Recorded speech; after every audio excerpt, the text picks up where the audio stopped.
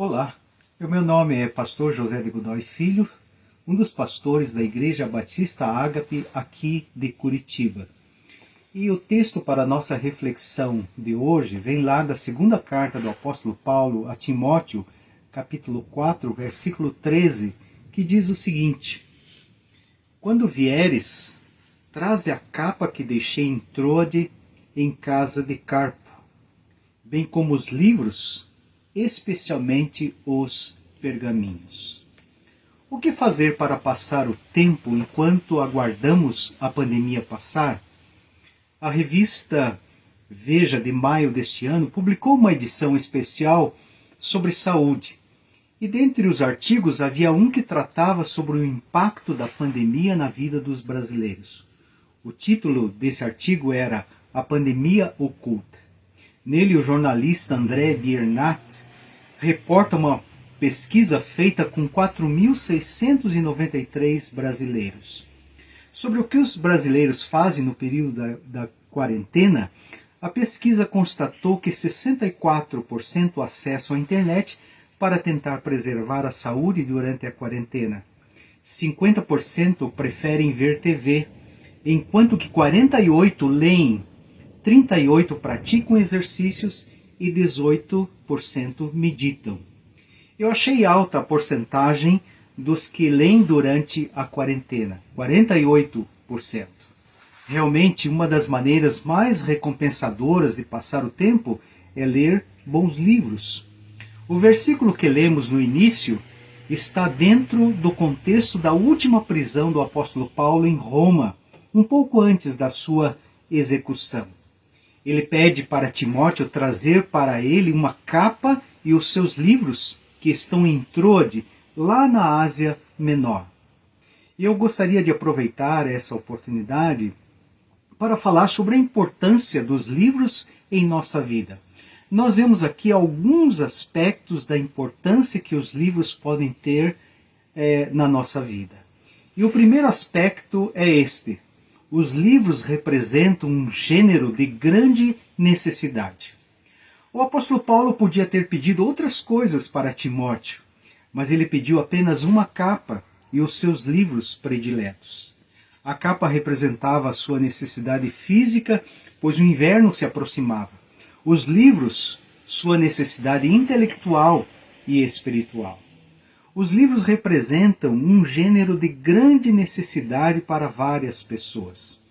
A necessidade intelectual e espiritual está entre as necessidades mais importantes na vida de uma pessoa. Tem precedência até mesmo sobre outras necessidades. Nós não sabemos quantos livros estavam incluídos no pedido de Paulo e nem que livros eram esses, se seculares ou religiosos. Quem sabe ambos os gêneros. Talvez esses livros estivessem num baú ou numa bolsa nos quais o apóstolo Paulo guardava os seus livros prediletos. Naquele tempo de prisão, ele tinha interesse especialmente por aqueles escritos em pergaminho, feitos com material mais resistente e caro, pele de animais, em contrapartida aos de papiro, material mais barato. O apóstolo Paulo era apaixonado por livros. Nós deduzimos isso não somente pelo seu pedido aqui, mas também pelas cartas que escreveu, pelos autores que nelas citou, sua capacidade de teologizar, argumentar, contra-argumentar, discutir com pessoas dentro e fora da comunidade religiosa. Muito do que Paulo realizou em sua vida devia à formação que teve e aos livros que lia. Tudo isso evidencia a importância que os livros tinham na vida do apóstolo. Alguém já disse que se você quiser escrever e se expressar bem, não tem outro caminho a não ser ler, ler e ler bons livros. Talvez você, assim como eu, seja uma daquelas pessoas para as quais os livros têm um lugar muito importante. Eu também tenho os meus livros prediletos, seculares e religiosos. Sobretudo a Bíblia, meu livro predileto. Aprendi a gostar de livros desde criança. Meu pai não cursou uma faculdade, mas ele era autodidata. Gostava de ler. Em nossa sala de estar havia uma estante cheia de enciclopédias, outros livros, inclusive livros de teologia e de filosofia. Qual a sua história de amor pelos livros? O que esses representam na sua vida? Quais os seus livros prediletos? Você os considera como elementos de grande necessidade? Você é daqueles que quase tem um transe quando entra numa livraria? Ler é uma necessidade. O segundo aspecto que eu vejo aqui é que os livros implicam uma interação dialética muito especial. Paulo não queria os seus livros prediletos para colocá-los numa estante em sua cela. Queria com certeza consultá-los, lê-los. Talvez quisesse escrever mais uma das suas cartas, alimentar a sua mente e alma enquanto guardava a sua sentença, ou mesmo continuar a ter alguma inspiração nova em sua vida. E essa atitude de ler, de consultar um livro, representa um dos maiores eventos.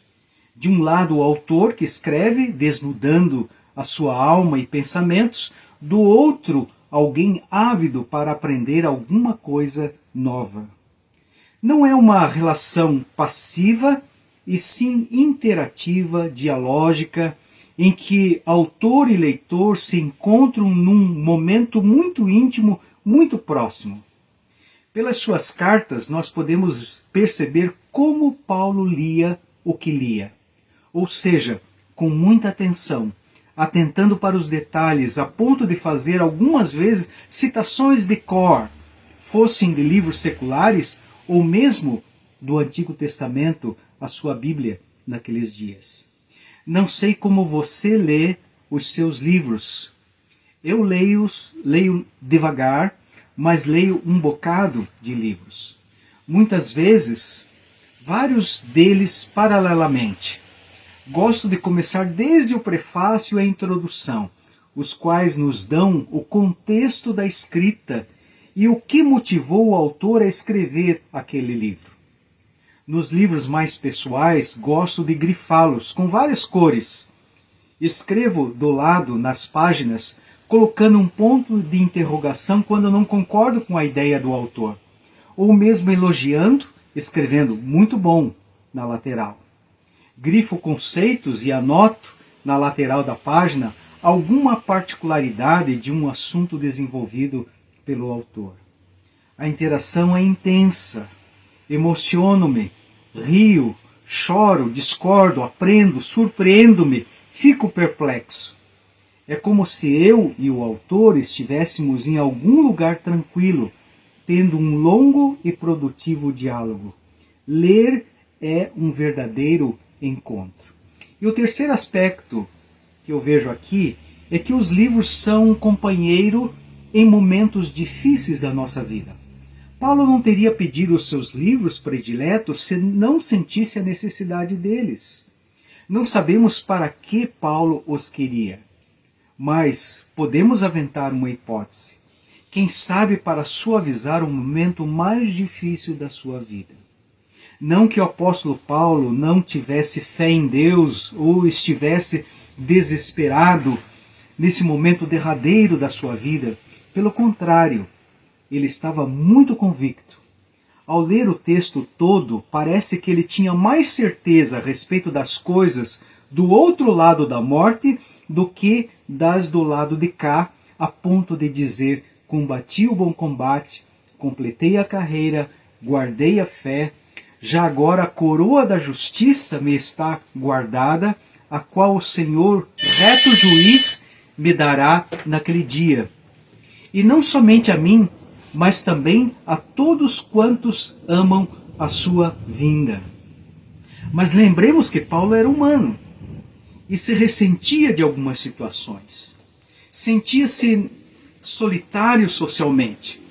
Seus companheiros, exceto Lucas, estavam longe dele em lugares distantes. Além disso, alguns o haviam abandonado no momento em que ele mais precisava de ajuda. Como dissemos, talvez Paulo quisesse os seus livros para confortá-lo naquele momento derradeiro da sua vida. Quando eu fiquei no hospital dos 8 aos 11 anos para tratamento de saúde, o meu pai me presenteava com livros e coleções de revistas. Recordo-me particularmente de 3 dessas coleções. Você que já tem uma certa idade, talvez lembre dessas coleções. São elas Os Bichos, a coleção Conhecer, a coleção Ego, uma revista de psicologia. E mesmo sendo uma criança, essas coleções e outros livros foram o meu passatempo prazeroso naqueles anos em que passei hospitalizado. Os livros são uma boa companhia nessas horas. Por isso eu gostaria de incentivá-lo a ler bons livros nessa quarentena. Não somente para passar o tempo, mas para crescer e ser útil também às demais pessoas. Sobretudo, gostaria de encorajá-lo a ler a Bíblia. Nossa igreja incentiva muito a sua leitura. Nós temos um plano de leitura da Bíblia de 4 anos para os nossos membros. Caso você nunca tenha lido a Bíblia, comece lendo os Evangelhos. Eles contam a vida de Jesus. Depois leia o livro de Salmos, o livro de Provérbios e se aqueça para ler a Bíblia inteira. Boas leituras e que Deus o abençoe.